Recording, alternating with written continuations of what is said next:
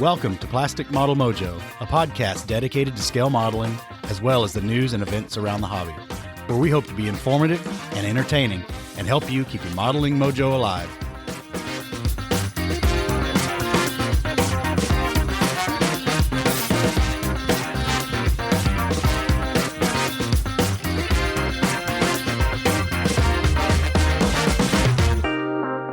Dave, we're back again for episode 67, and this one kind of snuck up on me. So I don't know what I've been doing, but I must have been. Well, busy. I know what you've been doing. You have been busy. I have been busy. Yes, and model related busy. So That's true. That's true. What's up in your model sphere? Oh, lots. You know, again, we're getting ready for this Nats trip because it's right around the corner. We'll get to that in a little bit, but. You know, we had a nice build and bull session with our Canadian friends and Jim. Yep. Our quasi-Canadian friends. Oh, I thought you were excluding him because he wasn't a friend. No, he's a friend. Okay. And I guess he's coming to Nats now, so that worked out nice. Yeah, thanks to you. In fact, he's promised to buy you a drink when we all meet up at the Nats. He's bringing me a kit. Yeah, I know. A good kit. Well, not a good kit, but a kit that you're happy to have. That's right. So that's that's my model sphere. But I'm just beat. We went up to South Elkhorn Creek and did a little smallmouth fishing today, and I tell you, standing out in the sun, wading in current over rocks, that can take it out of you, man. Yeah, it can. Just being out in the sun take it out of you. I was in the yard all day doing yard work, getting prepped for the vacation. So did you catch anything? Oh, we caught a few. It wasn't a great day, but we had a good time. No keepers? No, you're not eating bass tonight? No keepers. Okay. Well, what's up in your model sphere, Dave?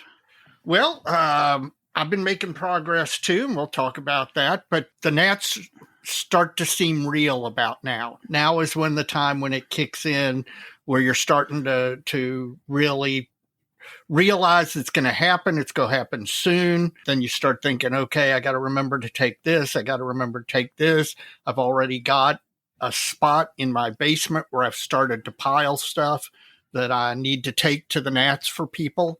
And so it also gets the juices flowing. So I've managed to get to the bench more, and I'm pretty darn happy with it. My model sphere is looking up. Hopefully I can get a lot more bench time here going forward. The graduation stuff out of the way, and now we're in the full-blown summer mode. So you need to come by the place for July 4th. We're gonna have a July 4th cookout and pool party. So you need to. Well, we were talking about that this morning, and we'll see what we can do, man. Good. Love to have you. And you know what? I might even have a beer or two for you. Cool, man. Speaking of modeling fluid, do you have a modeling fluid with you? I do. I'm on the old standby, Dave. A little orange label bullet tonight. Yes, you were having some of that last night during our modeling session, online modeling session. We did short pours. I filled up a few times, but it was never much. So yeah, slept good.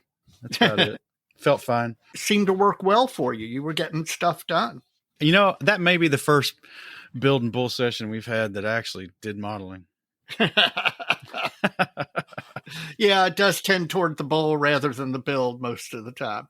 Well, what's you got in your glass, Dave, or can or bottle? Well, it's a can, as you can tell. I have Little Something Something Ale by Laguntus Brewing out of... I think it's Langonitis. Oh, is it Langonitis? Yeah. Okay, they're out of Petaluma, California and Chicago, Illinois.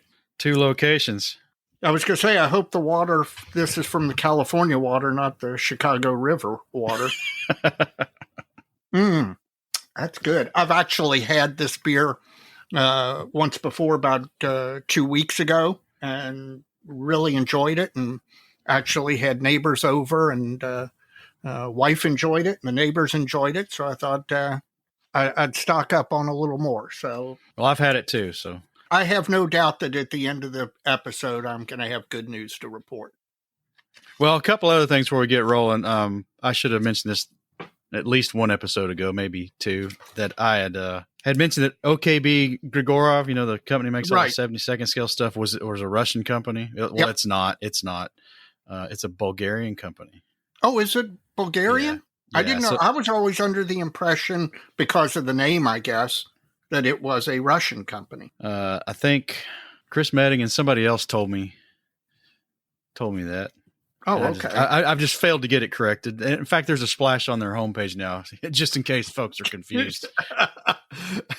Yeah, and nobody wants to be thought of as Russian anymore. At least not some people. And the other thing was, I'd mentioned that I'd hoped that Andy of Andy's Hobby Headquarters didn't get shanghaied because that quick follow up on a release from another company of the one he announced, the big 16 scale EZ8 Sherman, and I think it was Chris again, and also Evan, Panzermeister 36. So there must have been a conversation about this somewhere out on the web, I suspect, that apparently there's like design shops. Yeah, that's what Evan was talking about. Yeah, I didn't know this. This was big news to me. That do the research, and then they sell it off to whoever will buy it, I guess. Something like that. So, and they don't limit themselves to just one company. If that's the way it really works, then apparently not. Yeah, I found that fascinating. That there would be I always thought that the model companies did their own research and design work. The fact that there would be a company or some business that its business model was doing the research and all, and then selling it as a package to a model company. That's just fascinating to me. I'd like to know if anybody out there knows more about that. I'd love to hear more about that and how it works and how many companies are out there doing it, etc. Which to from my own experience, it still lends itself to the kits being different, because the tool design is a completely separate design effort than the actual model. Right. So it'll be interesting to see what happens with that, because that follow-up was pretty darn fast after Andy released that video. But enough on that. Let's get into listener mail, Dave. All right.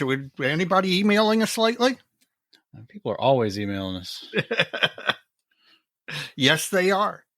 Well, let's start with one I missed last time somehow. Our past guest, Ed Baroth, out in sunny California, reminded me that I missed his email somehow. Uh-oh. Sorry about that, Ed. It wasn't deliberate.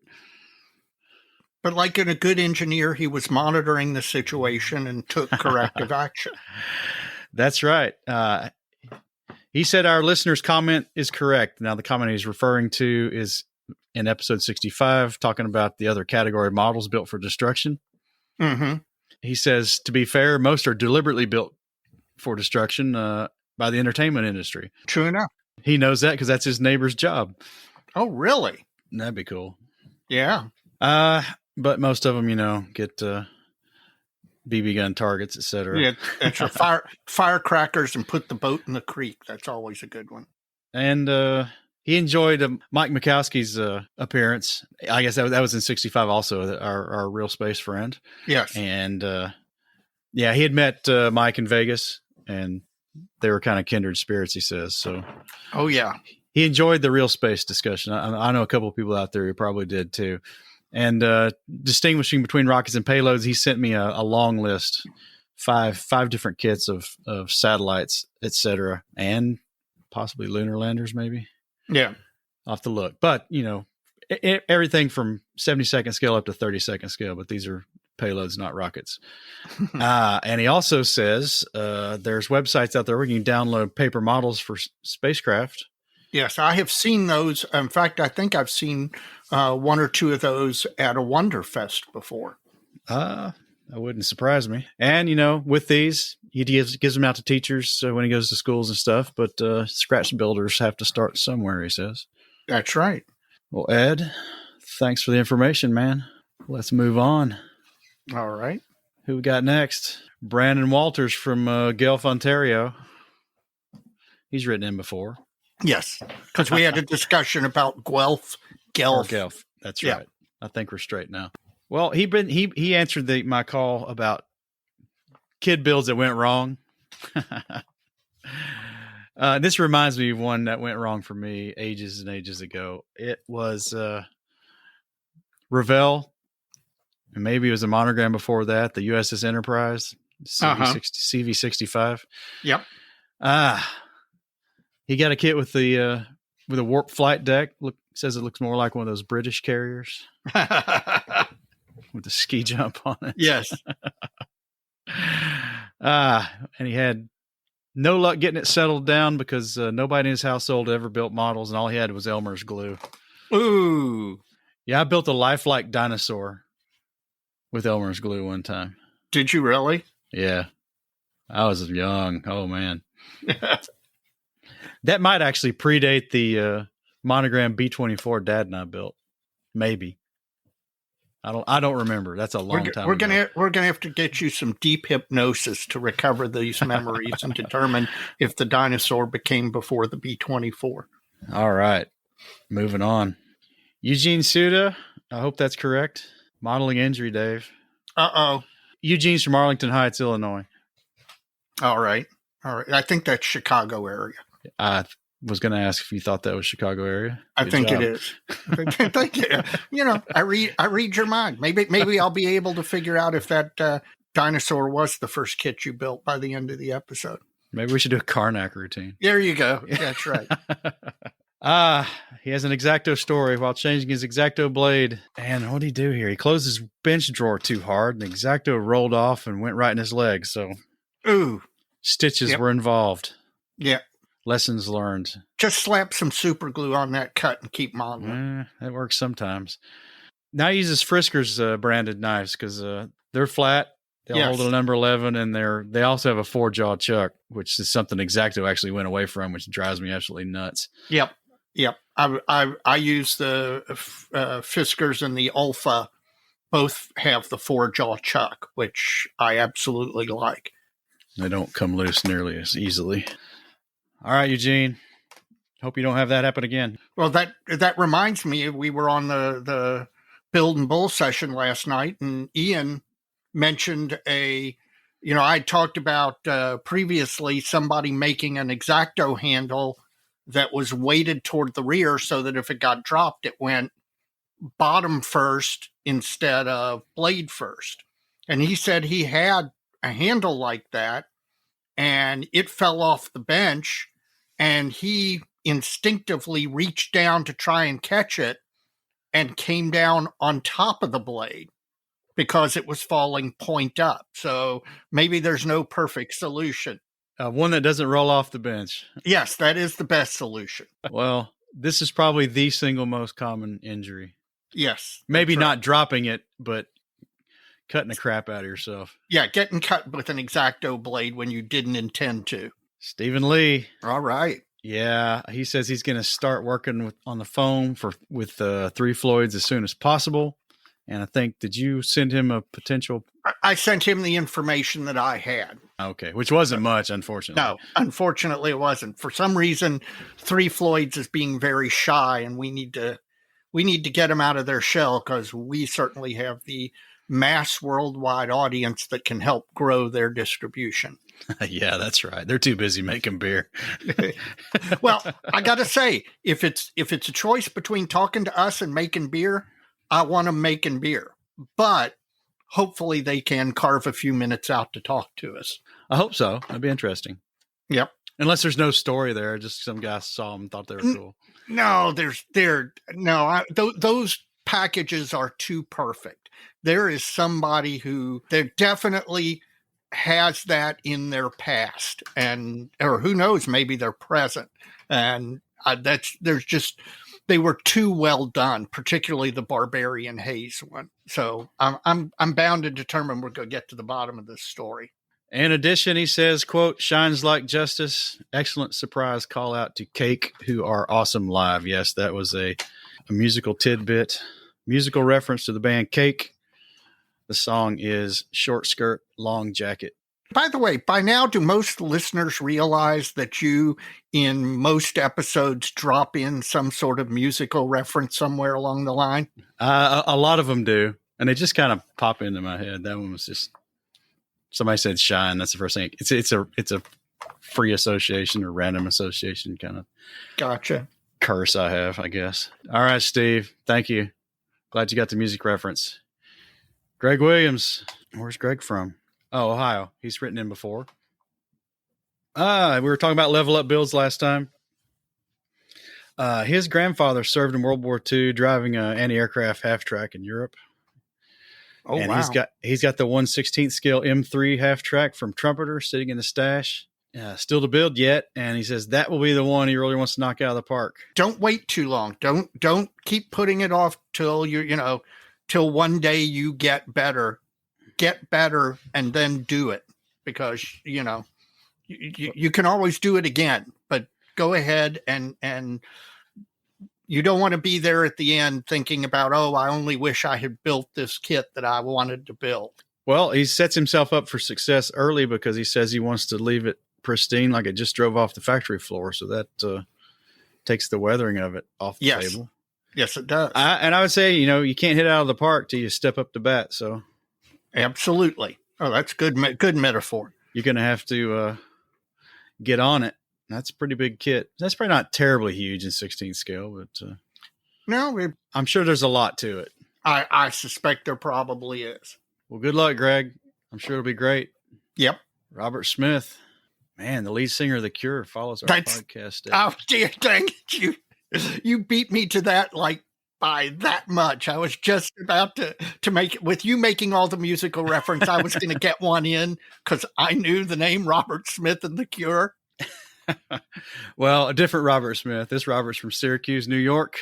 Well, wait a minute. Are you sure it's a different Robert Smith? The lead singer of The Cure could be a modeler. He probably didn't live in Syracuse. Probably not. When he was 18, another modeling injury, he was tackling a vacuform kit. A Rare Plains F-84. Oh. Fuselage went smoothly, and he moved on to the wings, took a break, washed all the sanding slurry off his hand, and saw he'd sanded his fingernail of his ring finger down about 3/4 of the way to the bottom of the nail. Ooh. No blood, but it did not take long for the finger to really start stinging. Excuse me. I'll bet. Yeah, no doubt. That's no good. Oh, that's unique. That's an injury I have never heard of before in modeling. But that one doesn't go away overnight.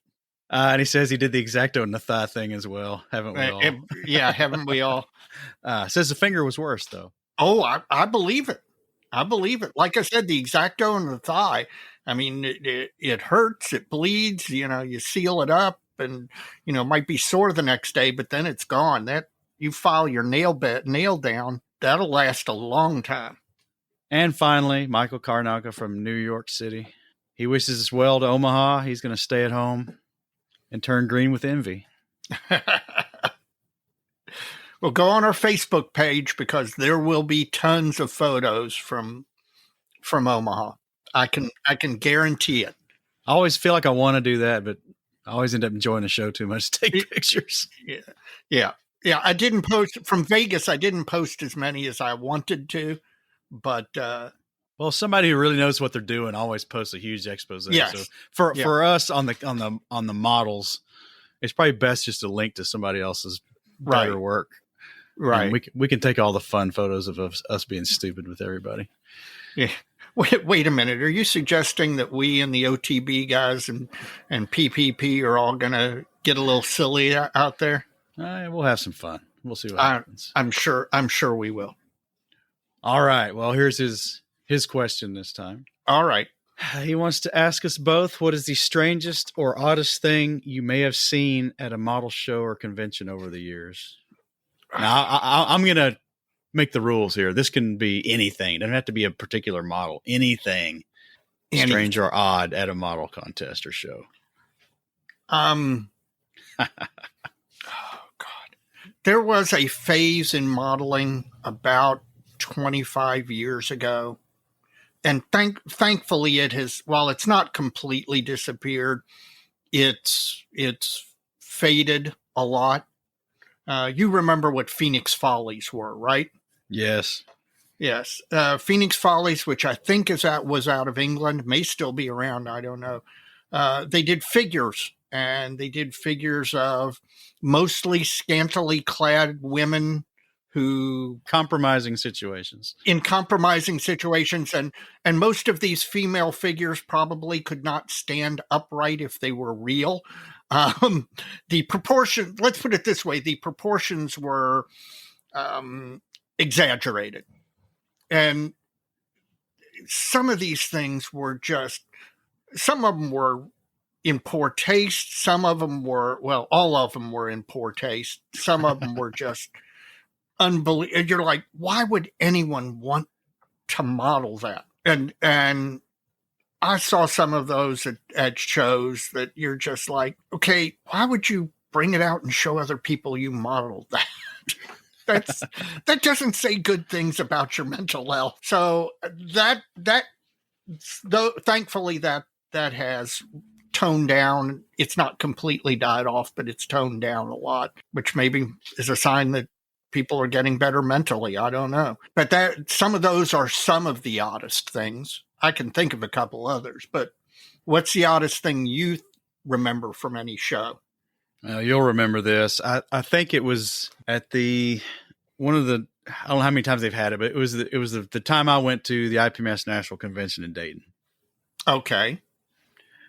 And 97, 88, 97. Well, it's 97 is when it was. Okay. It was after I moved up to Kentucky permanently. Gotcha. And this is just so cliche.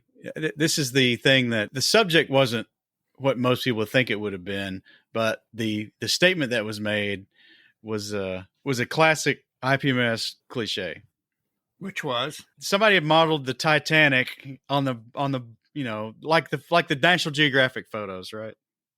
On the bottom of the ocean. On the bottom of the ocean, and we're standing there or walking by, and there's two guys looking at it, and one of them actually says, "The mud is not that color on the bottom of the North Atlantic."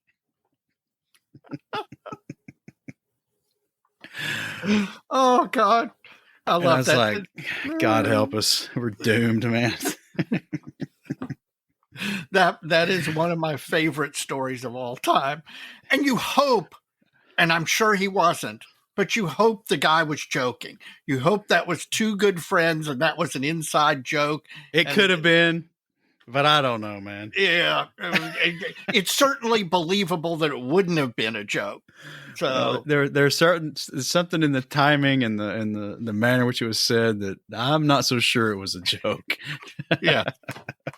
Maybe not now, but at that time, I mean, there'd been more people on the moon than had been at the Titanic wreck site. Exactly. And I'm sure he wasn't one of them. Yes. I could be wrong. I think odds are in my favor. I think odds are in your favor. Not only that, but at that depth, everything's black unless you bring down artificial light. And the color that's going to show is going to be based on the light you're using. Well, I don't know. You even have to get that nuance for this to be ridiculous. But yeah, that's one of my favorite. That story encapsulates your classic rivet counters. Color Nazi. That's right. Yeah. Well, that's all I've got in the email basket, Dave. Well, Facebook Messenger's been really active of late. One of the joys of the Facebook Messenger is because Mike and I both have access to it. You know, we both end up talking and replying to people who message us. And Mike and Evan McCallum, Panzermeister 36, not long ago were messaging each other back and forth about one. You know, he did that track review that we mentioned the YouTube on. And then he mentioned that, one of the tracks I reviewed that had problems, the manufacturer actually reached out to me. And so that started a discussion back and forth about who watches his videos. And then you and he start talking back and forth about different Russian stuff, modeling aspects, everything. And at that point, I'm on the sidelines just enjoying the conversation between the two of you. and it was pretty darn enjoyable. Interesting. We had a listener, Adam Greenwald, and I don't know where Adam's from, but Mike had been posting photos of the bass and the bass work he was doing. And Adam actually reached out, obviously said complimentary things, but then also said critical things, which perfectly fine. I mean, was clearly done in good spirit and in a attitude of sharing, improving. It was positive criticism, but it was. I was really kind of pleased that our listeners felt comfortable reaching out, and when we post our work online or post updates, reaching out and saying, "Hey, I saw this. I think that doesn't just have to be, oh, hey, great model, and move on." So I actually kind of found that a positive interaction. Well, that's the one I actually answered him.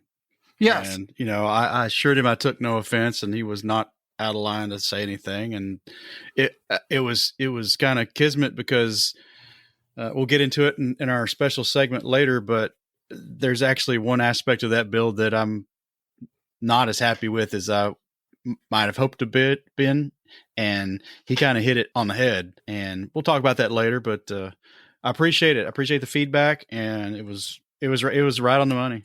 I don't disagree. I don't disagree with him. So we'll get to that later.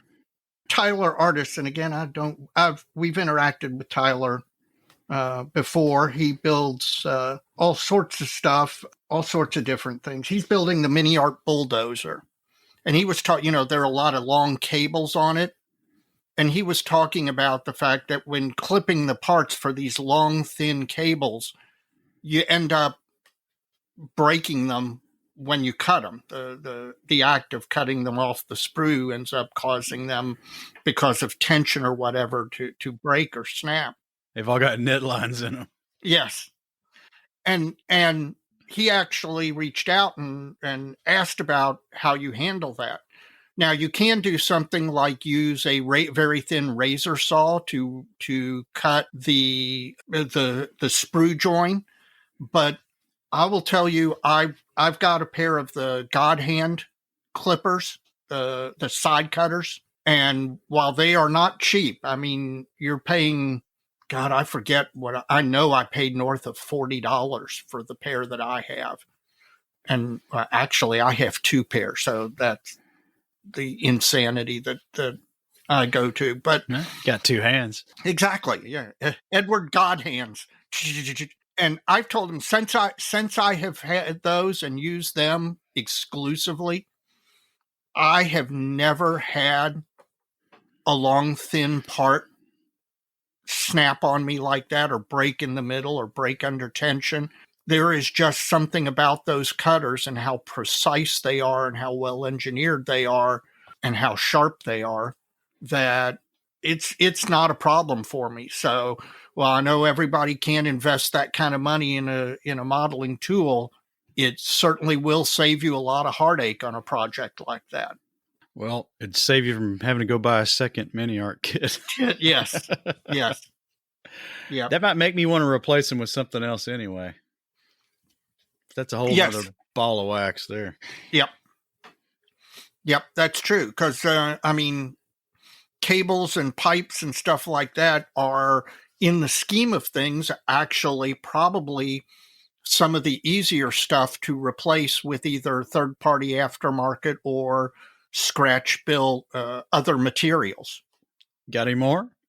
Well, no, that's it for this time. There actually were a couple more conversations, but that hits the highlights. It again, if you're out there listening and you want to reach out, either to ask a question, to voice a criticism, either of the podcast or whatever Mike and I are posting pictures of, please feel free to do so. I mean, I say it all the time, the community that we built and the interactions that we have are really a real add to my hobby experience, and I'm enjoying the heck out of it. And I'm interacting so much more about the hobby than I was 2 or 3 years ago. And I'm convinced that's part of what has helped me keep the mojo alive and keep the building going, especially when you hit those rough patches. So please continue to do so.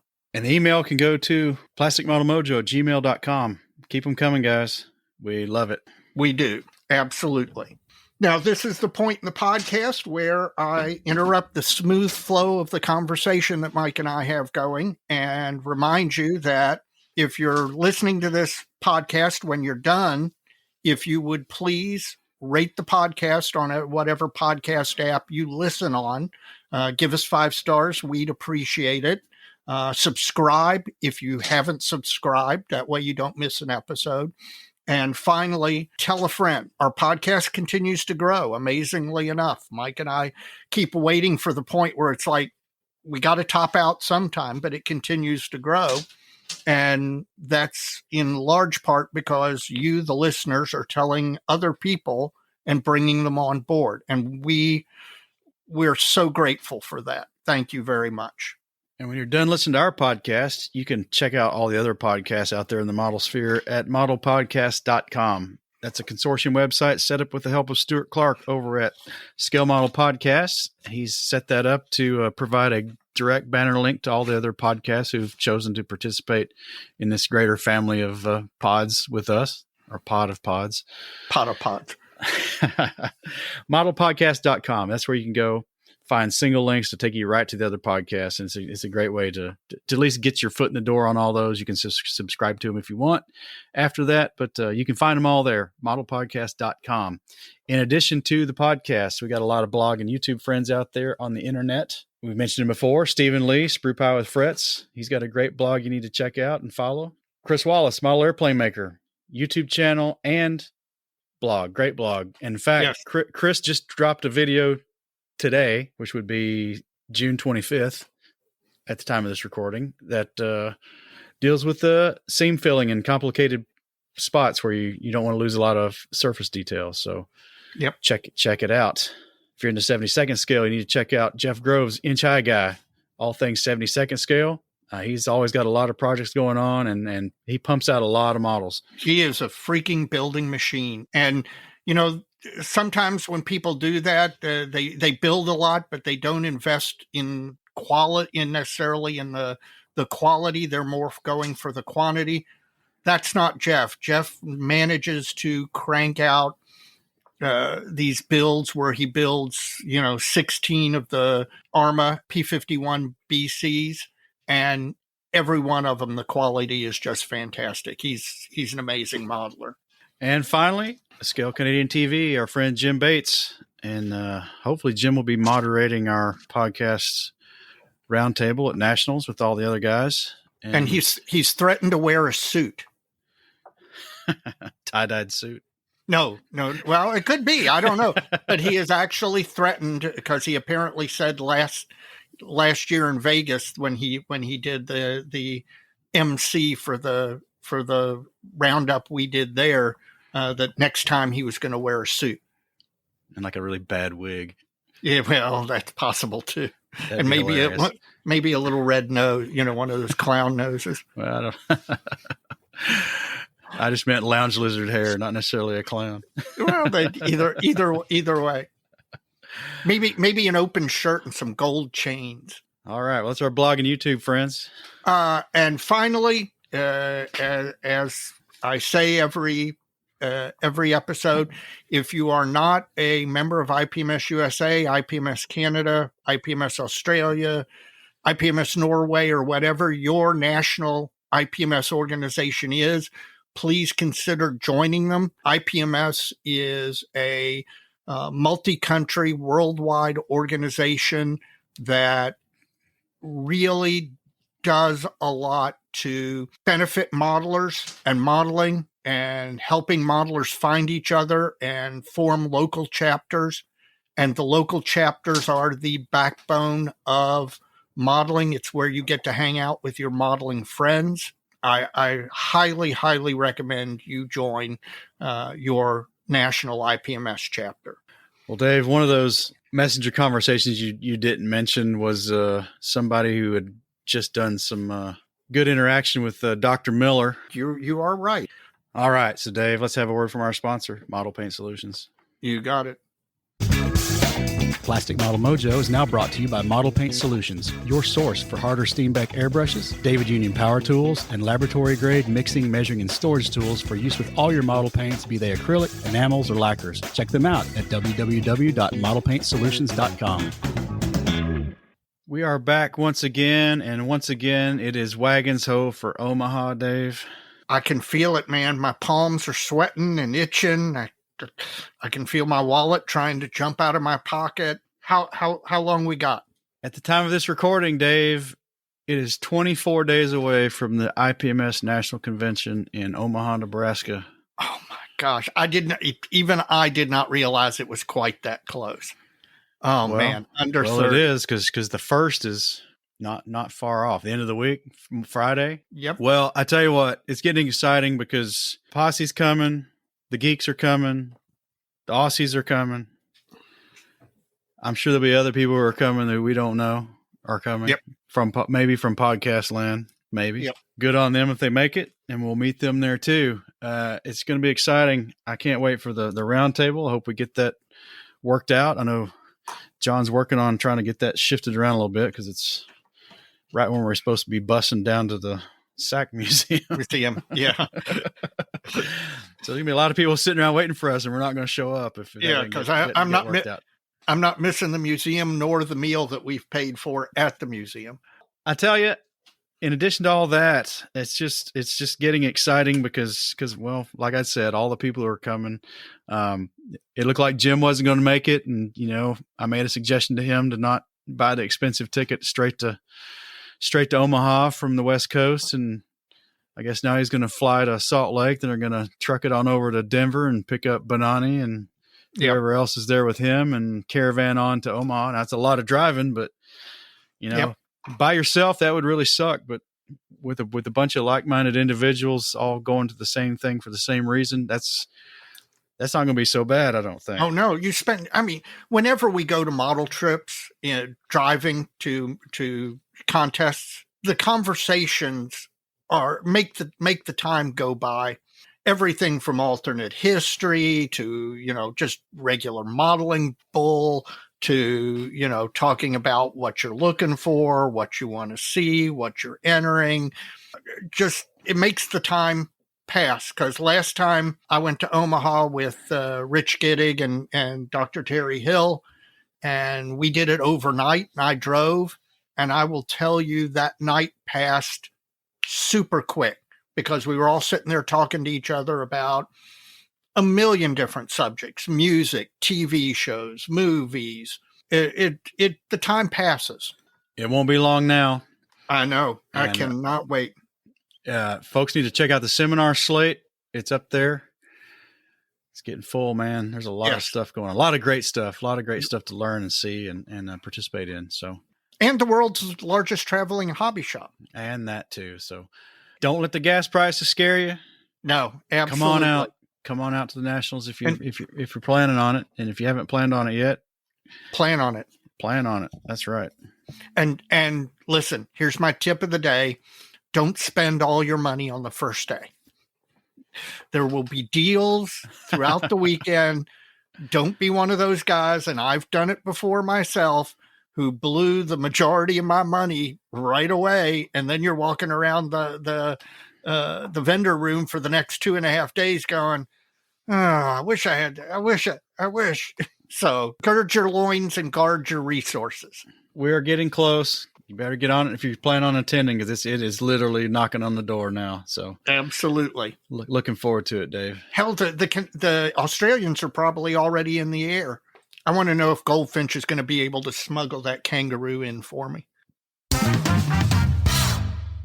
Dave, we do a lot of talking about what's our plan for getting better. And I think in the last week or so, we've both crossed the finish line on at least one project each. Yep.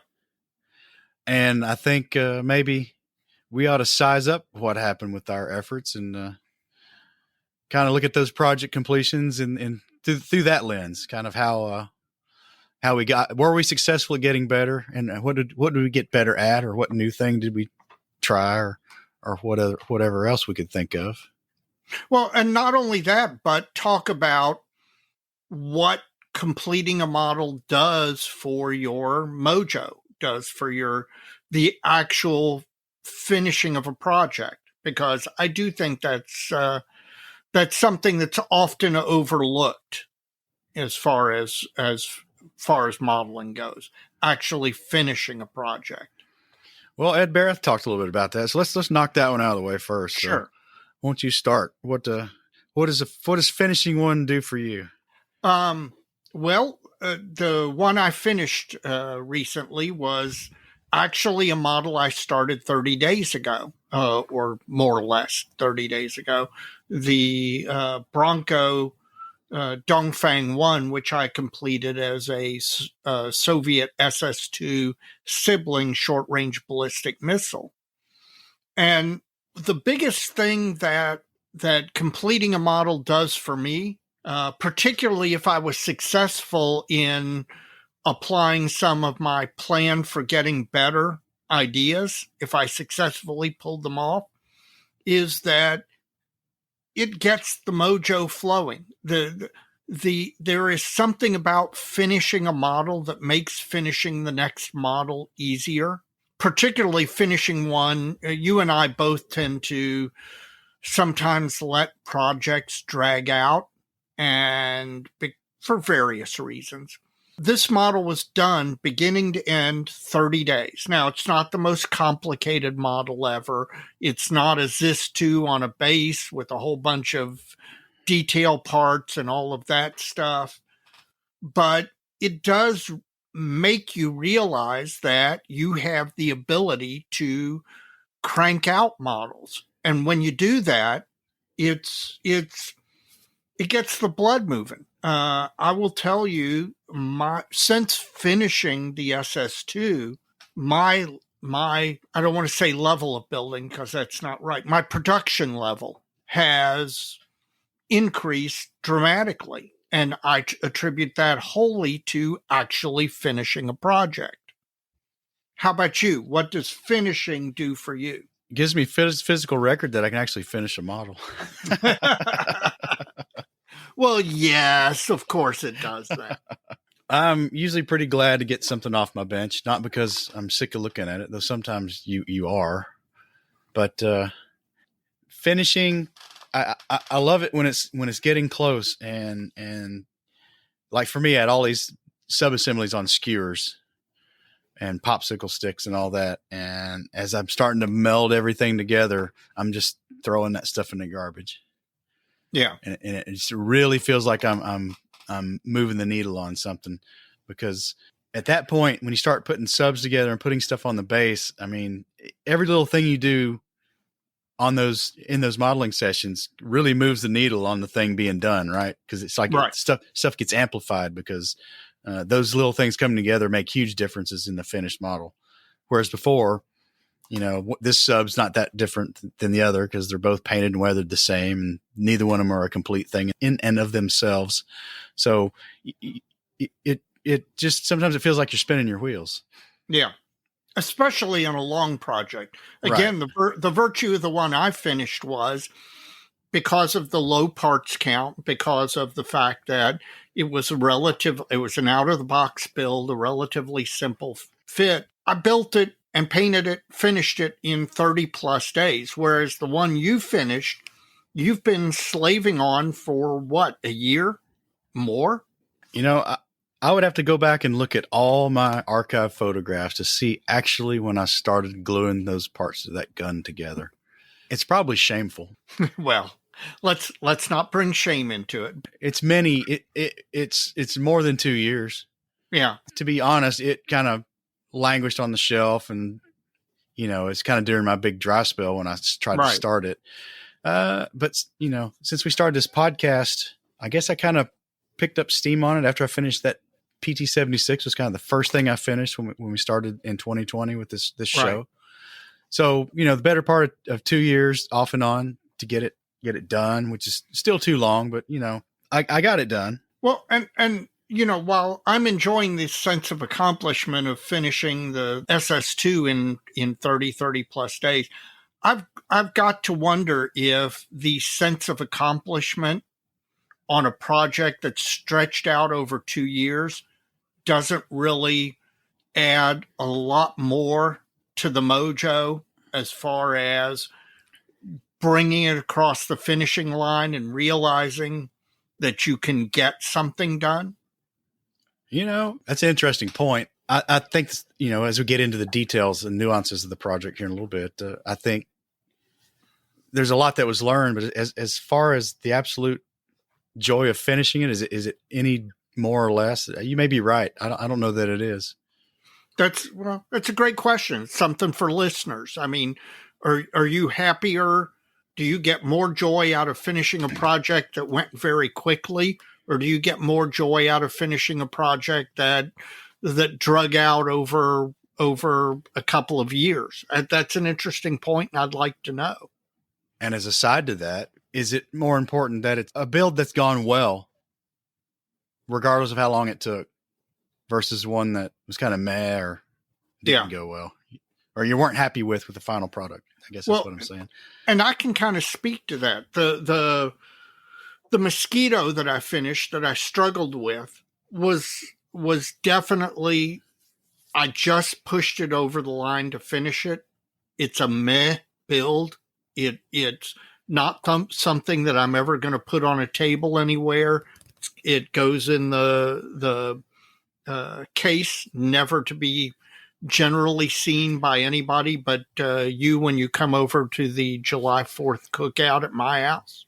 When you finish something that isn't just meh, you didn't just push to finish just to finish, but you actually tried some stuff, you actually paid attention to some stuff, and you managed to knock it out. I think those are the builds that I think really do get the mojo flowing. The finishing the SS2 got my mojo flowing much better, much more than finishing the mosquito did. Yeah, I can see that. And part of that's probably because one of them, you had a internal and kind of self-motivated, self-created desire to choose that subject and to build that subject. Yeah. The other one, not so much. Yeah. So the problem of group builds and getting involved in builds that aren't necessarily something that you would have otherwise chosen, which has special resonance for me since I received the email from the guys at IPMS Hamilton that the next Musaru project was going to shortly show up at my house, and I'm kind of worried about what that might be. You should be. Yes, I should be. And it's even more pressure for me. You having upheld the flag for PMM in the Musaru, really, I got to admit, puts a little pressure on me to make my best effort. So we'll see what happens. But again, that's a model that's not of my choosing. And so I'll report to listeners as time goes on what effect that has on whatever this project is. And again, I pray to the gods it's a 72nd scale aircraft, but I don't think they're going to do that for me. Yeah, and I'll just throw in there real quick that, we're not anti-group build. It's just maybe we ought to find group builds that are aligned to our own interests. Yes.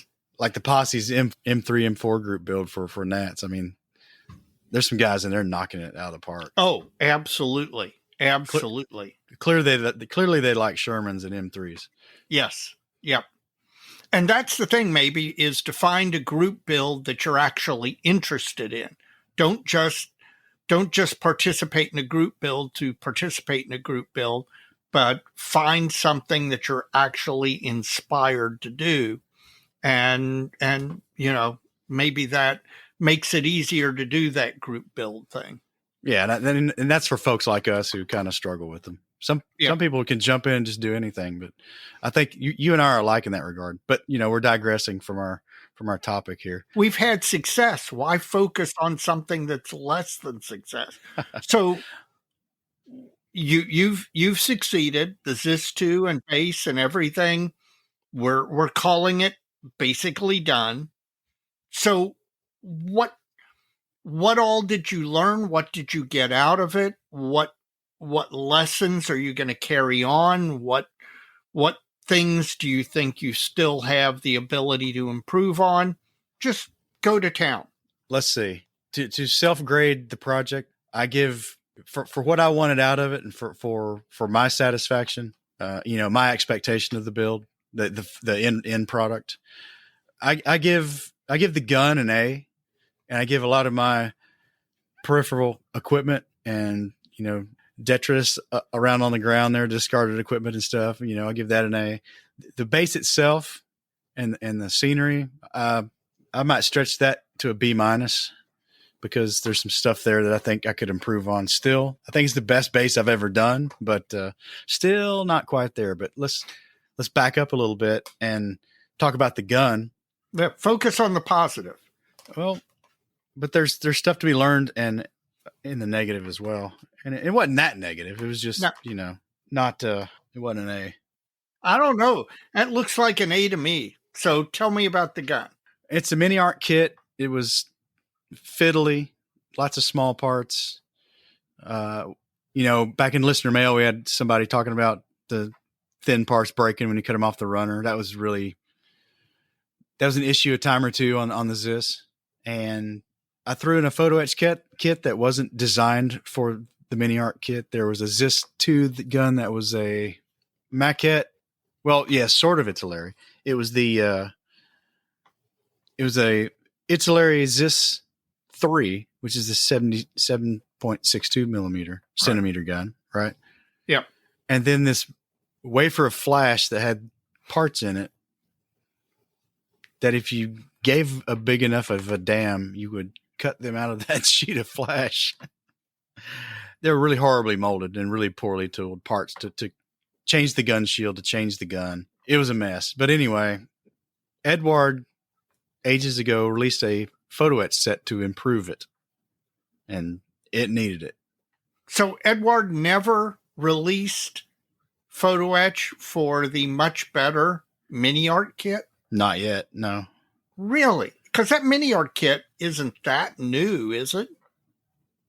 At this point, no, it's not. I can't remember when it was released, but it's not new anymore. It's probably 10 years old at this point. It surprises me Edward wouldn't have done that. Well, regardless, I built the gun. Geez, I wonder if even that was from one of our conversations that was supposed to be an out-of-the-box build.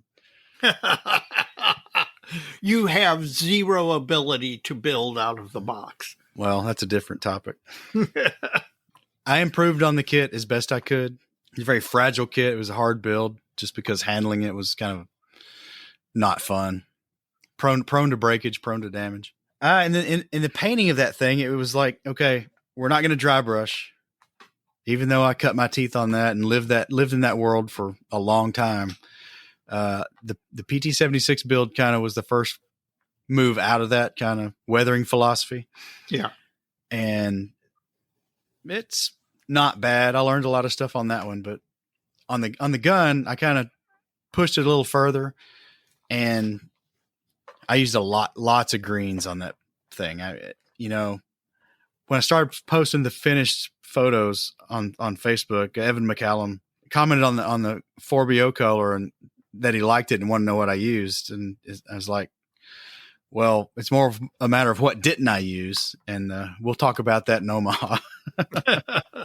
Again, one of the things about getting better, this is technically only your second, I don't want to say Spanish school because no, it's not that. Not what it is. Or night shift because it's not exactly that either, although he informed a lot of what people are doing these days.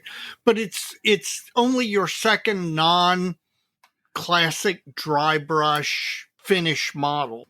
That's my third because I did the the little Airfix build this way. Oh, too. yeah. Okay. But anyway, it's not many. Yeah.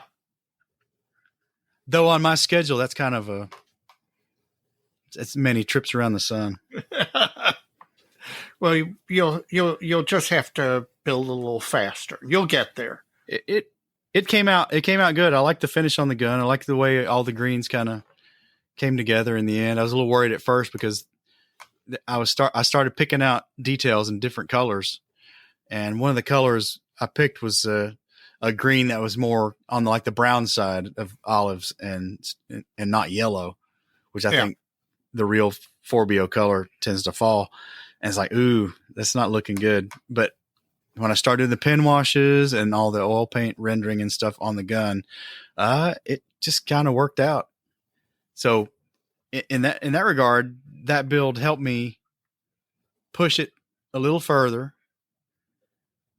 I probably pushed it to where I'm about comfortable with it right now. I think if I build a few more green tanks and can get that level of color in them, I would be happy with them.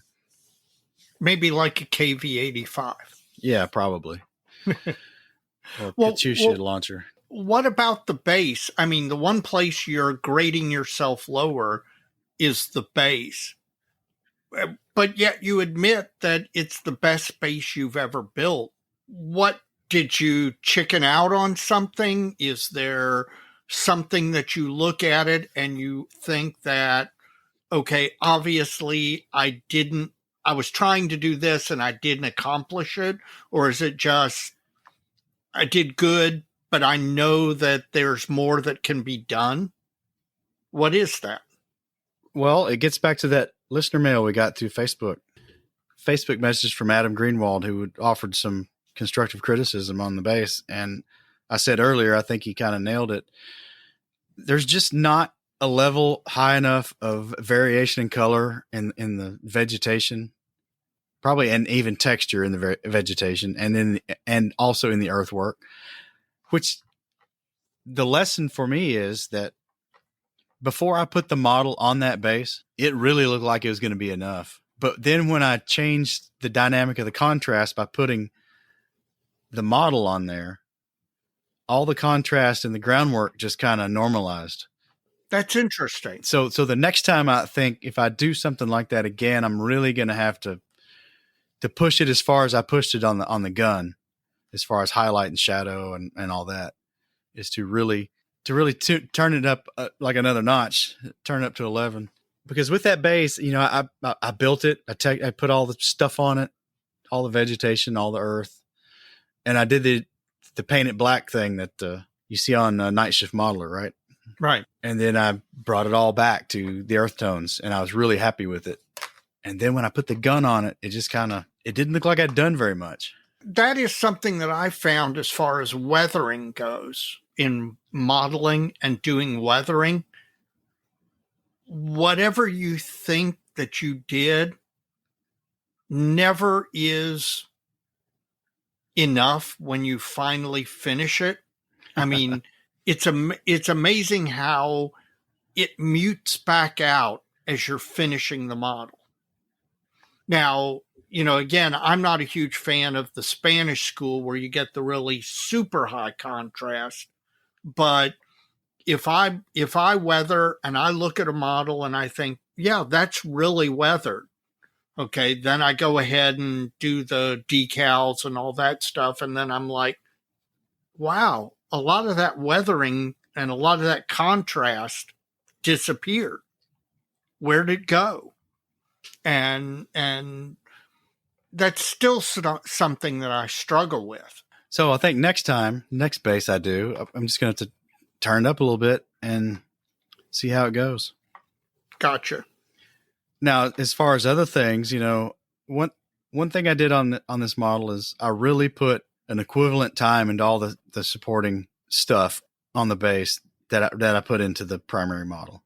And we've all been in a model contest and seen a diorama where you can tell that the modeler, he put a lot into the model on the base, but then he shortchanged the supporting material, the groundwork, the detritus, whatever. And it looks like a really good model on a so-so base. Yeah. And I think I was guilty of that on a lot of my past projects. Yeah. Because the base was just kind of almost an afterthought, or was an afterthought in its entirety. This time I tried to avoid that, and I moved the needle on it, but I didn't quite move it far as I would like. Gotcha. But other things I've learned, painting wood, I got a good handle on that. I like the way the revetment walls turned out. I like the way the ammo boxes turned out. Well, and that's something you did, both old wood and new wood. You did fresh wood and weathered wood. True. I really like the way your gun stocks came out. Well, if there's anything that for me really was like A+ level, I think it's the Mosin Nagant rifles. I tried something there that I wasn't sure it was going to work, but it did, and it worked out well. I was really pleased. It was difficult to make those rifle slings to figure all that out, but once I got a technique down, it really wasn't so bad. So those came out good, and then the wood grain on the rifles and the metal on the rifles, it all just came together, and that's certainly something I'm going to carry forward. Those came out really, really well. I surprised that's the one thing that I surprised myself on. So that's one that I'm really pleased with. The way those two rifles came out. And again, just goes to show you got better. You tried something. Now, some other stuff you tried, like, the general base while it was an improvement, it wasn't an improvement enough that you wanted, what you were aiming at, and you can get better. But focus on those rifles. Now, from here on out, how to do that. And I think, the project in its entirety, I think certainly success as far as the mantra goes. What's my plan for getting better? Yeah. I think I was north of the status quo for myself. When I say status quo, I mean just my build history. You go look at my display case, those projects. Yeah. Not the hobby at large. For my status quo, I think everything is north of that, which is a win. Yeah, absolutely. Well, there's an old saying, don't let the perfect be the enemy of the good. That's right.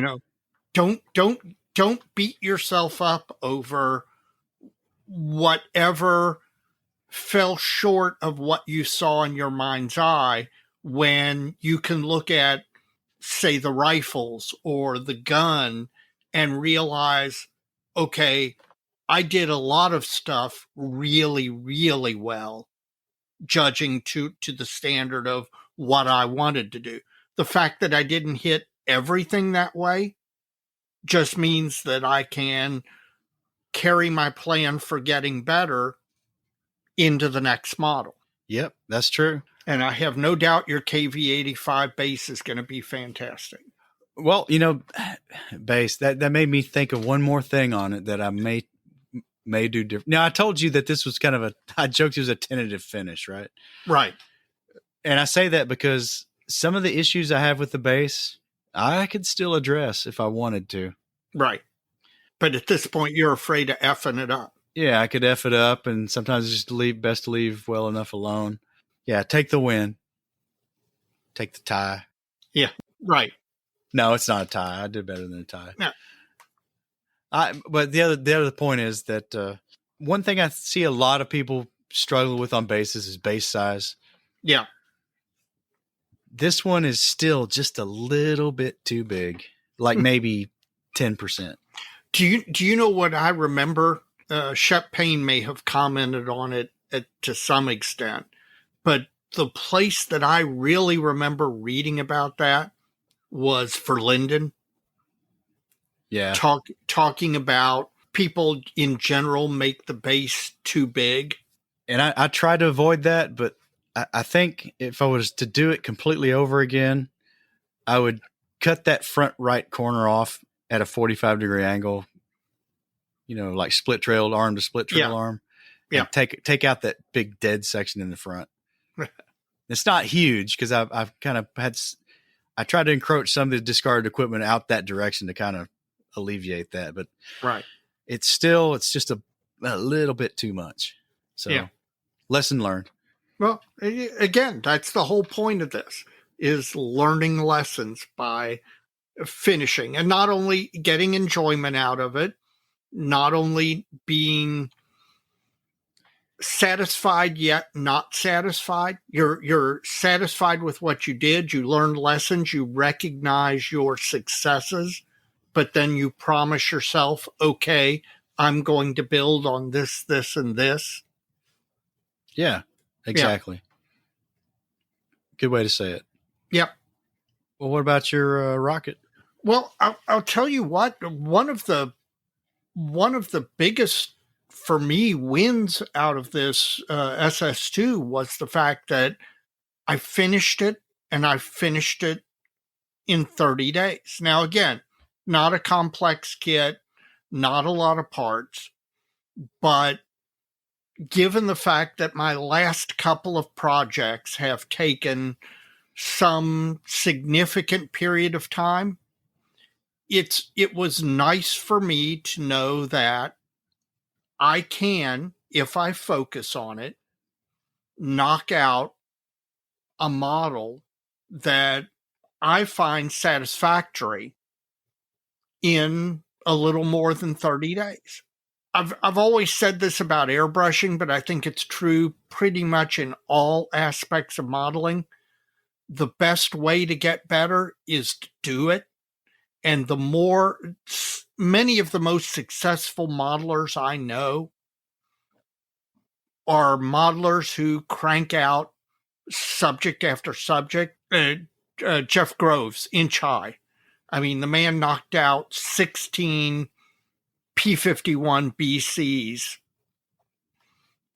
in a relatively short order, partly because he sold his soul to the devil, but the part that he didn't sell to the devil was from the fact that he focuses on it, builds it, and in his case, he builds assembly line if he's building more than one of the same thing. But there's a certain satisfaction in knowing I can knock something out quickly, and in doing so gives me hope for the next model that I can knock it out quickly. The other thing was the kit had locating issues. You basically had to cut off all of the locating pins and everything because none of that worked, none of that fit correctly. And in doing so, I did it, and in many cases that would have caused me to slow down on a project, but I was able to get it together, pay attention to alignment, which in turn made me pay attention to the seams, and I got good seams. I liked the color that it ended up. Now, it's not the best model I've ever built. Again, it's not something that's got a lot of weather. Of course, a short-range ballistic missile, doesn't weather because it's covered up unless it's actually being used. So there's not a lot of weathering to it. But it's not the best model I've ever built, but it is a really good model that I was able to crank out in a short period of time on a subject matter that I have an interest on, in the fact that I want to build a collection of. I want to build a collection of Soviet and Russian ballistic missiles. You can't have a collection if you don't actually build them. There's a real satisfaction, and in finishing it, it really did get my mojo going. I went back to the B-52, which is definitely going to be done by Omaha because of the fact that I was almost there when I started the SS2, and it it got the juices flowing. And if I finish the SS2, I finished the B-52, I'm halfway through the year and I finished 3 models. In theory, and this is theory, that would mean that I could finish 6 models in a year. I finished 6 models in a year. I've never done that before. Not once. Not once have I ever finished it. The prospect of doing so, I find pretty damn exciting. I also discovered something else about myself, rediscovered. You know, when I was first into modeling, I think that decaling, painting, and finishing was what I liked the most. I really think, in reflecting on it now, I like construction better. There's something fulfilling about the actual building of the model and getting it to the state where it's completed from a construction standpoint, and then you can move forward with painting. I must be rubbing off on you. You know, that may well be you and Jim Bates. And I think that as I get older, I am more and more enjoying the construction aspects of modeling. Well, I thought he really liked to paint because he does it 2 or 3 times per model. Per model. Yeah. Well, you know, glass houses and everything. I would love to rag on Jim for that, but I certainly have had those particular challenges. 2 things. Okay. First, what other than construction time? Because I don't know that that's what it was, why you picked that subject. I think you picked it because you liked it. Yes. Just happened to be a rocket. Yeah. What did you do on it that was new or different that you succeeded at? And then once, now you say you could in theory finish 6 models. That'd be awesome. Yes. Are you going to up the ante on the 30-ish day finish and try something besides a rocket, maybe something with wings on it? Well, there is something in process that I'll probably preview on the Facebook page. My next project, which is moving along at a particularly quick pace. So, yeah, I want to see if I can up the ante and take a more complex model and finish it, maybe not in 30 days, but in 60 days. And again, I've got a closet full of models, I want to build. And that's two different closets, people. Yeah, all right. I do want to have more things in my case and more things that I'm interested in. I will tell you that's the other thing that I think the SS2 reinforced to me is the fact that I should build the stuff that I'm interested in, stuff that I want collections of, Soviet and Russian missiles or Japanese aircraft or whatever.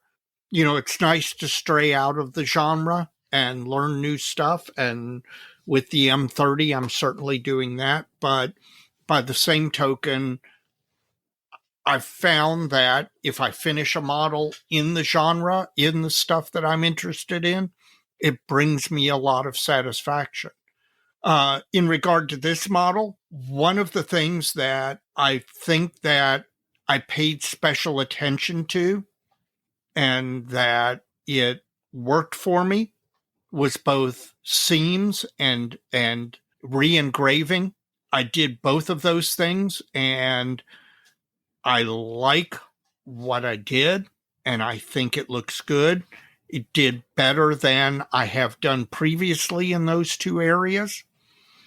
And I think I can build on that success. That's the other thing, you know, talking about finishing a model leads you to finishing the next model.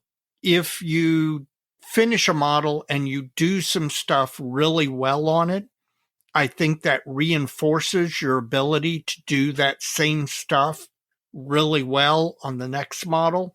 And then add to that toolkit when you focus on something in addition. I'm just really pleased. And I overcame some challenges. The kit decals were definitely a challenge. Oh, and that's another thing I did. And I'll post a blog post on this and link to it in the Facebook page. In general, I have, over the last 30 years, built models and decaled them using microsol and microset. I occasionally will go to solve a set when I run across a real challenging decal. But over the years, I have bought 6, 8 different decal setting solutions. And yet they sat on my shelf and I never used any of them. I never tried any of them. Microsol and microset worked. So I just continued to use those.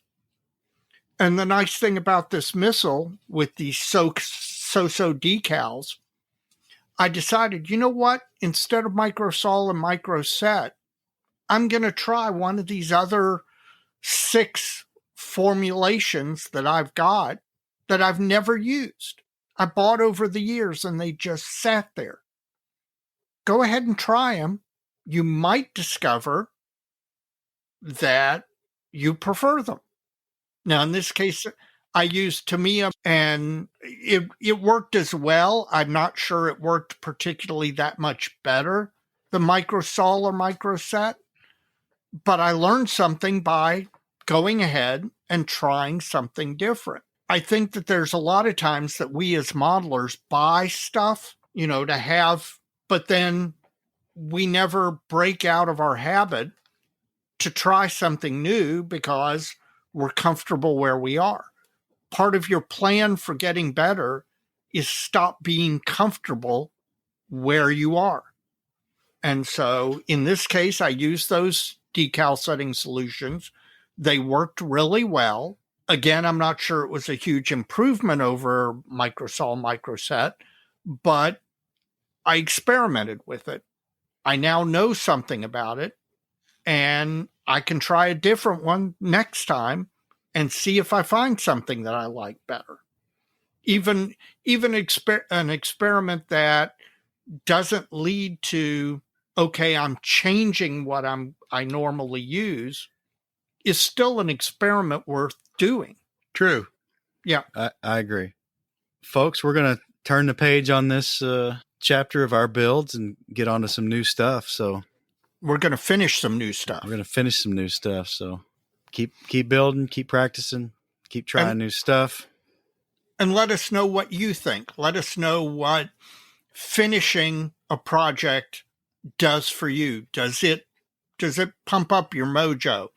What do you try and learn something from every build? Do you try something new from every build?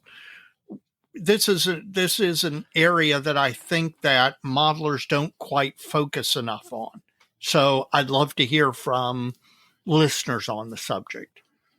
Well, I would too. So send us something, folks. Let's hear what you got to say. Absolutely.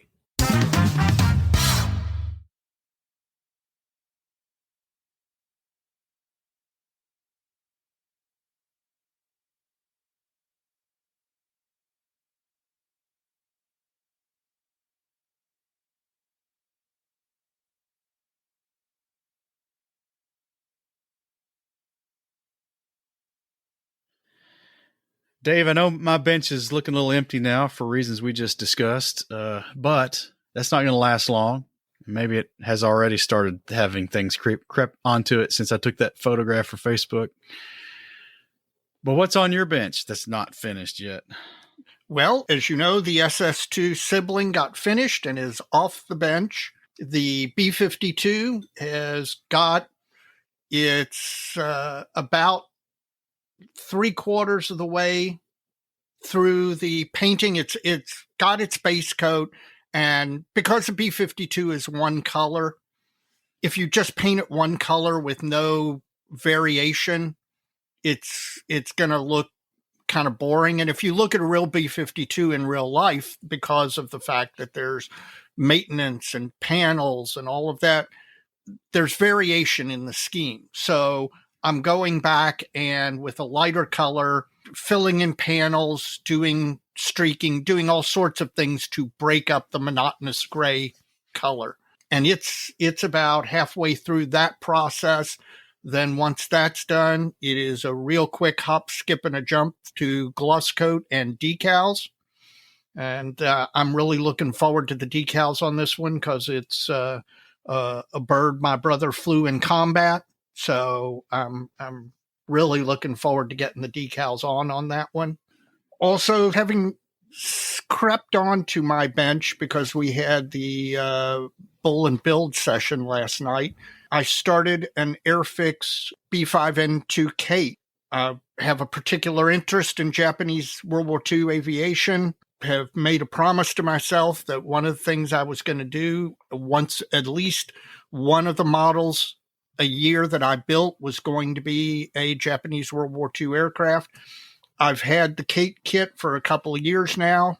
It's a fairly recent release. All the reviews are very, very positive of it. And so I've been wanting to tie into it. And so I'm building a Pearl Harbor Kate.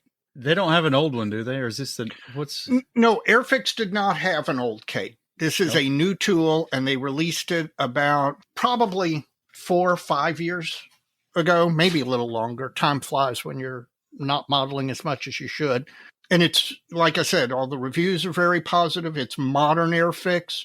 It was a welcome addition because previous to that, the Kate that was available was the Hasegawa Kate, which is actually the X-Mania Kate.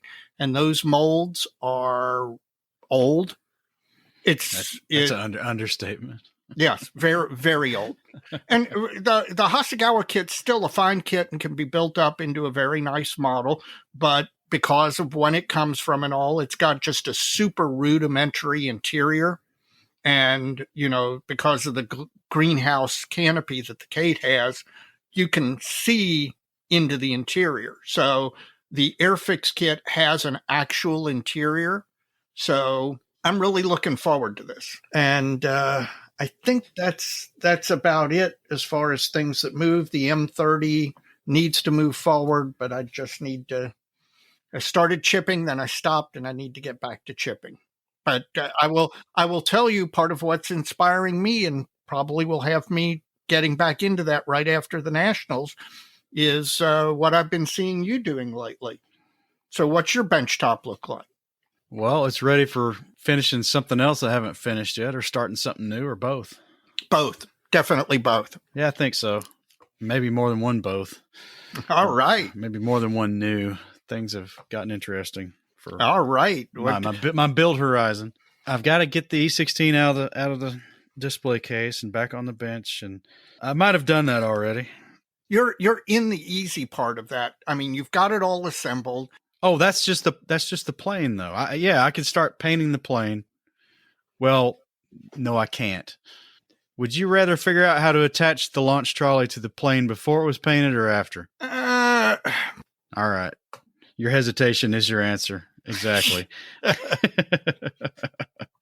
It's primed. I need to do a little layout and figure out what I'm going to do to attach that thing to the bottom of the plane, and then I can paint it. Okay, but I would think, if I'm not missing my guess, when push finally comes to shove, this model will basically just sit on the launch trolley. I mean, you may have some straps or some sort of harness that helps attach the aircraft to the trolley, but I've got to think that in general, the trolley's not going to like wrap around it or do anything. No, but it might need some pinholes drilled and things like that. Well, there's absolutely no attachment in the kit at all. Right. It's just made to sit on there sort of in whatever position you happen to get it in. But even if you have to drill pinholes, I mean, even that you can be done after you've painted it. It could be done after I paint it. Yeah. So it's not going to be, though. Well, you can do some things like the cowl and the propeller if you haven't done the propeller. Propeller's already painted. Okay. Unless it gets redone, but it's... No. We're not going to negative model. We're no negative modeling here. Move forward. what else besides the Paul is approaching your bench? Well, I'm probably going to start assembling the chassis frame to the Zis 6 truck for my Katusha project. Gotcha. In short order. That's probably going to happen pretty soon.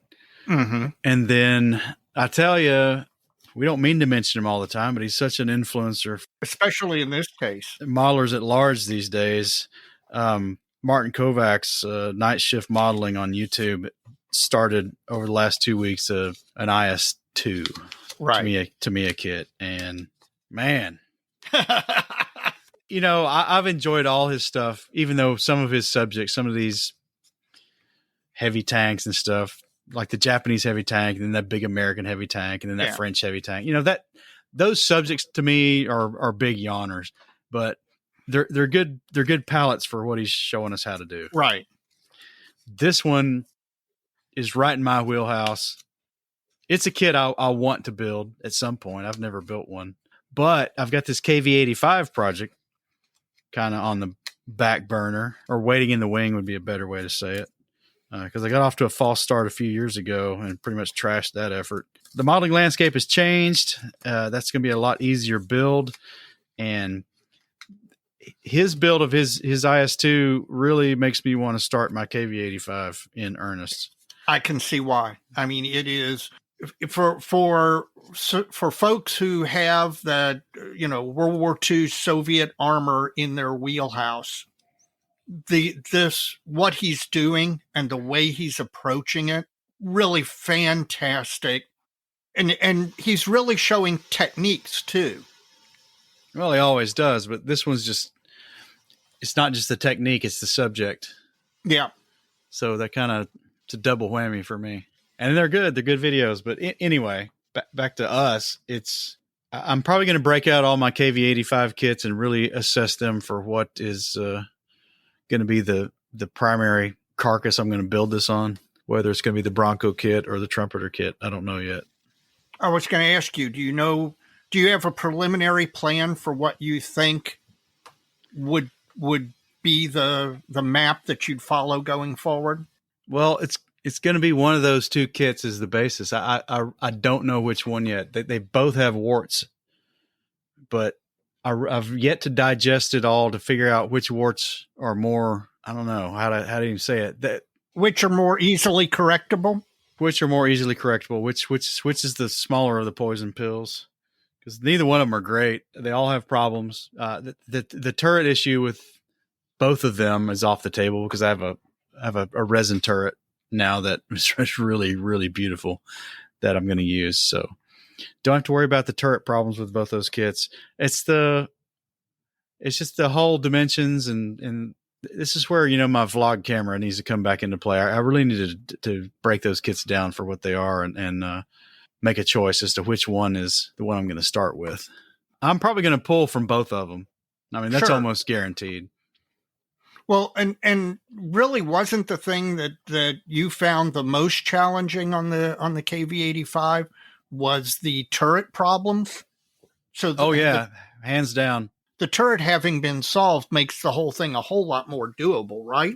Yeah, it's a whole lot more doable. So, and even might be fun.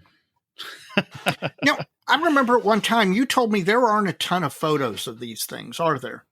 No, there's not. There's like less than a dozen, probably. Wow. And they made a couple of hundred of them, right? Yeah. So the Russians weren't big on taking photos anyway in the field. Right. And the ones that were taken, a lot of them were staged. So there's not many. Well, I tell you, of the photos of fielded production vehicles, I don't think any of them are Russian. They're all German photographs. And by the time the KV-85 was fielded, they weren't taking a lot of photos in the field anymore. Right. Things had gotten a little bit late. The worm had turned. The worm had turned. That's right. So there's just not that much out there. There's a couple things that are a mystery still that I'm going to have to just fudge. But I think for the most part, it's just deciding which hull I want to base the model on at this point, because the resin turret I have from A-Resin is fabulous. And the two kits aren't bad, but they got problems, and I just don't know which one is the easiest path yet. So I need to break that down. So that's going to be on my bench soon. I'll be breaking those kits out, and probably Neil Stokes' book on the KV and his drawings in that book. And you've been talking about this project for a number of years, and I cannot wait to see this one actually, because I'll be honest with you, I don't know that I've ever seen either of those kits built up at a show. Have you? If you haven't, I haven't, because you've been to way more shows than me. Yeah, I don't think I've ever seen. Now, keep in mind, when I'm walking along the armor aisles, I'm kind of limited to, ooh, that's a pretty tank. Ooh, that's a pretty tank. Ooh, that's a pretty tank. I can identify a tiger and a panther and a Sherman and a Yog Panther, which is to me the sexiest AFV ever made. But I'm not sure, even if I was staring straight at a KV-85, I might know what it was. So, take it with a grain of salt, but I don't ever remember seeing one built. I don't know that either. So let's change that. Let's build one. That's right. Let's build. Let's you build one. That's my bench right now. A lot of virtual modeling, and hopefully that'll transition pretty rapidly over to actually gluing plastic together soon. Those are called possibilities. That's right. You have possibilities and endless possibilities in front of you. And that, by the way, is one of the, we talk about finishing, all of that. One of the nice things about finishing a project is that you have possibilities laid out before you. Because of the fact you finished, you can choose your next project, and that means there's a whole new clean palette. So, Mike, have you been monitoring the modeling landscape for new releases? I usually check the modeling landscape every morning. You go to the modeling news or ScaleMates or... Yeah, both of those. And then one of the companies has posted something to Facebook. I'll usually go check that out. Yep. And, there's always something going on. Absolutely. Whether it's interesting or not, it's another story. Well, there's tons of interesting stuff out there. There is. And? So, and? You want my fave first? Yeah. I got a couple. Okay. Tamiya is at the front end of their announcement of their 35th scale Comet. Oh, yes, that's right. British cruiser tank. Now, I had a Bronco when I sold it just because it didn't sound like it was going to be a fun build. I don't know. Of the British tanks from the war, yeah, this one barely made it, I guess. But right, it's kind of like the Chaffee, I guess. Yeah, or the Pershing. Or the Pershing. That's probably a better analogy. The Comet was kind of the first time they got it right.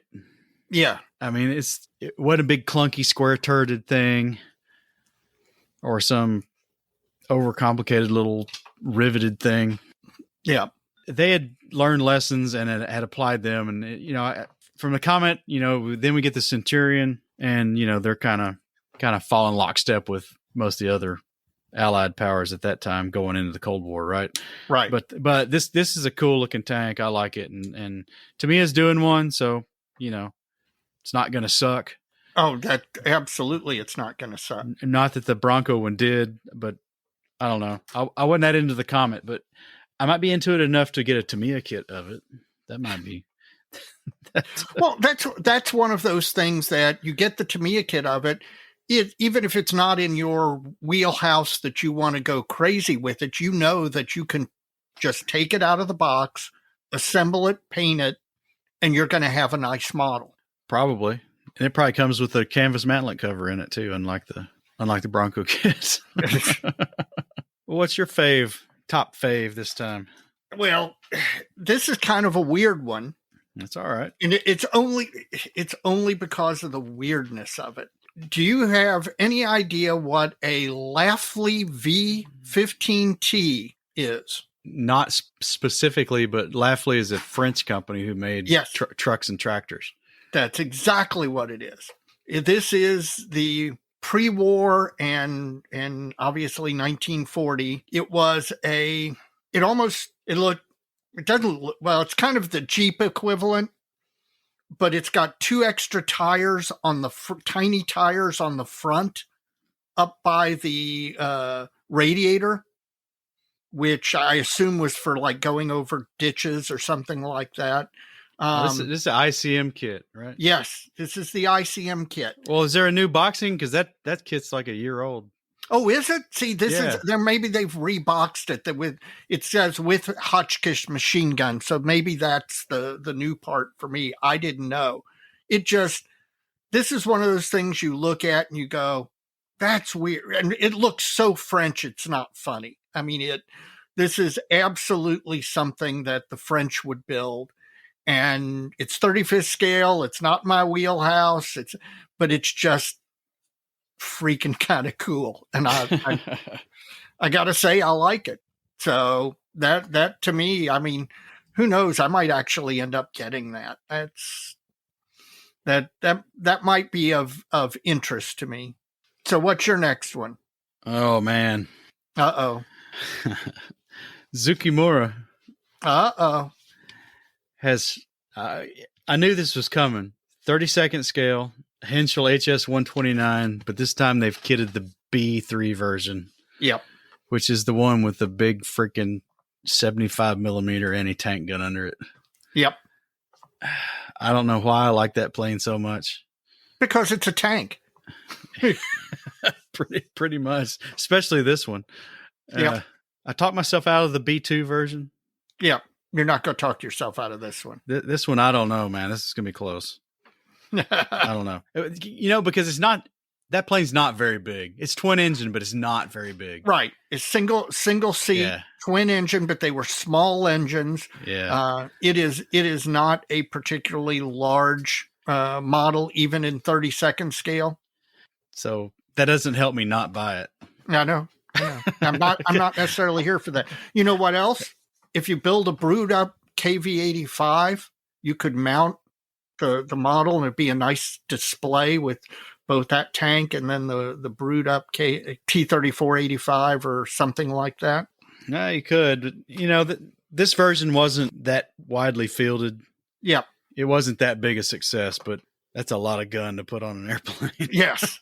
Yep. You kind of wonder how it stayed in flight once you fired the gun. You got anything else? Well, another fave for me. There's a company called Rising Decals. And they do, as you might expect, Japanese World War II stuff. And they are doing a series of decal sets for the Zero, all the different marks of the Zero. And I think they're up to, it's the Zero Part 5 is the latest sheet. And I've used these decals before. These decals are really neat. I've got a number of those Tamiya Zeros on my in my collection.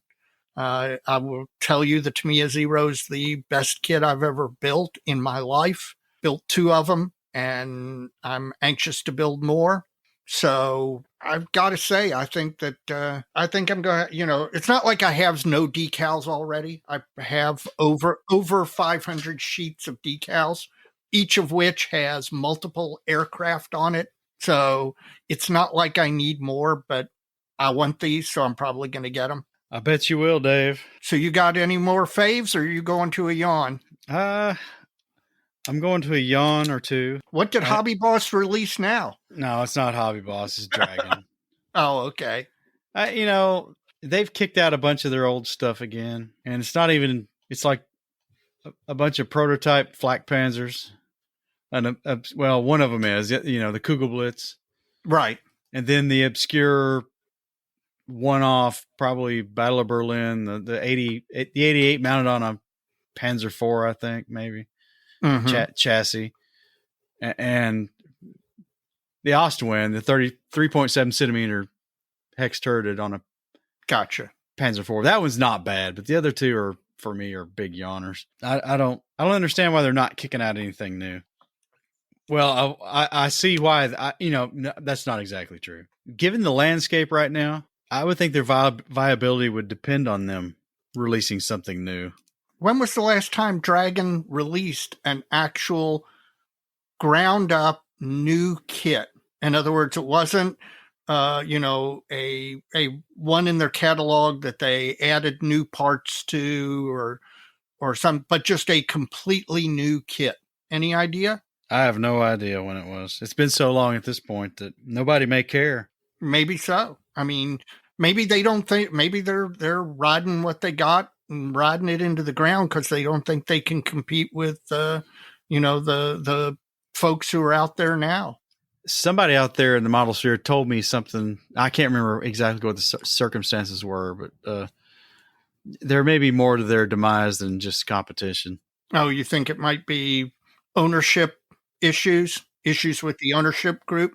Possibly. I'll have to dig through my emails and see if I can figure that out again. You got a yawn? Well, no, actually, I've got another fave. I'll go for it. It's all right. RS models. I guess these probably had been out previously, and now they're re-releasing them. The JU-86P and the JU-86R. These were versions of the pre-war Ju-86 German bomber that were modified with diesel engines and pressurized cabins and turned into really super high flying reconnaissance aircraft. And they were used in up to like 1942 or 43. Well, might even been as late as 43. And they're super odd looking. They don't look a lot like the Ju-86 that you think of as the bomber from the Spanish Civil War or pre-war World War II German Luftwaffe. They're odd looking and they were very specialized, and the British had a heck of a time trying to figure out how to counter them. It's just neat to see. You never thought you'd see these things kitted, and I think the kits are actually originally from a couple of years ago, but they're being reboxed and rekitted now by RS, and I'm happy to see that. Well, my next yawn is from Das Works, and it's a collaboration with Amusing Hobby. Which one's this? The Schwerer Kleiner Panzerkampfwagen, the German heavy tank project, 1944. Is this a paper Panzer? Yes, it's a Hetzer-ish looking thing with all the whistles and bells. It's got the little turret on top with the machine gun. It's got the IR lighting on it. And, I'll speak Canadian. Okay. This has lots of kit bash potential. Lots of kit bash potential. Yeah. There's enough stuff that was actually made that I want to build, and I build slow enough that I'm not sure I've got the time or energy to build stuff that didn't get made. I see a lot of people building this for Warhammer and putting a bunch of space orcs on it. That would look pretty cool. Okay, I got to admit that. That's my opinion. You Yeah. don't have to agree, but that's where we're at. All right. Any more? That's all I got tonight, Dave. Okay, that's all I got too. And now we're to the point in the show where we talk about what we've been drinking. Now, I am sure that I know what you're going to say about the bourbon you've been drinking, so go ahead and get it out of the way. Bullet is, again, my staple. It's just a good, solid, not expensive bourbon, inexpensive bourbon. It's just good. I like it. It's got a high rye content, so it's spicy. It's got a little bit of spice kick to it. It's not too hot. It's just a good sipper. So come by the Mojo Dojo at Nats and we'll have some. That's that. Hey, we're gonna have a line. We're gonna have a line out the door now, man. And I know how your beer is, but go ahead. The Lagunitas Little Something Ale, 7.2% alcohol by volume. This is taste-wise, it's kind of adjacent to the Voodoo Ranger Imperial IPA. Yeah. It's not quite as IPA-ish, but they're clearly in the same neighborhood. And since I really enjoy the Voodoo Ranger, I've got to say I really enjoyed this. It's it's not a dark beer, but it's got body to it. It's not something that you're going to drink while you're out cutting the grass in the middle of a hot summer day. It's something that evening, if you're sitting by the pool eating chicken wings or jerk chicken off the grill, this is what you're going to be drinking. And it's good. I like it, and I definitely will drink it again. All right. So, Mike, we're coming down to the end here.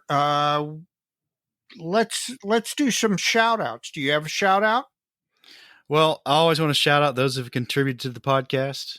A lot of folks have taken upon themselves to support the show with their wallet, and we really appreciate that. There's 2 ways to do that. You can make a recurring contribution through Patreon, www.patreon.com/plasticmodelmojo. You can contribute any amount from $1 up per month there, and Patreon will manage that for you. And we appreciate that. Or if you want to make a one-time contribution or manage your own recurring contribution, you can do that through our PayPal Pay Me link. And you can get to that by going to www.plasticmodelmojo.com. And in the upper right-hand corner of our homepage is a heart icon, which will take you directly to that link to let you do that. So my first shout out is to everybody who's done all that already and continues to do that every month. Very much appreciated. Hopefully we got a lot of good stuff coming in the future because of it. Thank you.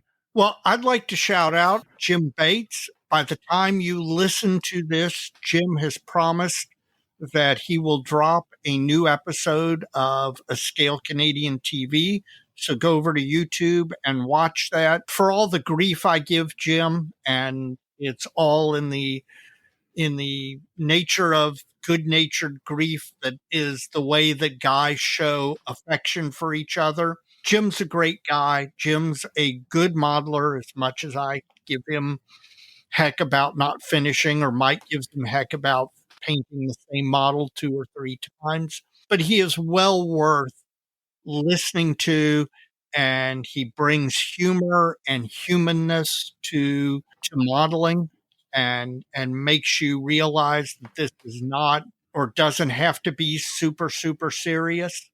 Shout out to Jim for being a good friend. Shout out to Jim for contributing to making the hobby a more enjoyable and fun place. So go over to Scale Canadian TV and listen.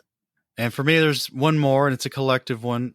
Everybody who's commented on my post, finishing my project, I appreciate all the kudos and support, and really appreciate the constructive ones. Some things I could improve on, especially the way you frame those. So it's all good and well accepted on my part. So hopefully on the next project, I'll incorporate some of those suggestions. And because I mentioned it before, I know what some of them are already. I know where I came up short, but I appreciate it. So show us some of your work.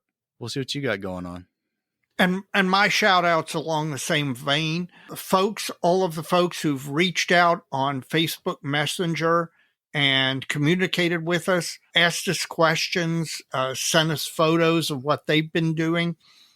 Again, next to finishing a model yourself to getting your mojo flowing, nothing gets my mojo flowing by interacting with listeners who have reached out and made comments, made suggestions, asked questions. It is what keeps Mike and I coming back to doing this every 2 weeks. So keep that stuff coming, really. You do not know how much we appreciate that. All right, Dave. Well, we probably ought to put a bow on this one and call it done. Yep, because you know what? Omaha's coming up, and as they say, so many kids. So little time, Dave. We better get on it. I know. See you soon. All right.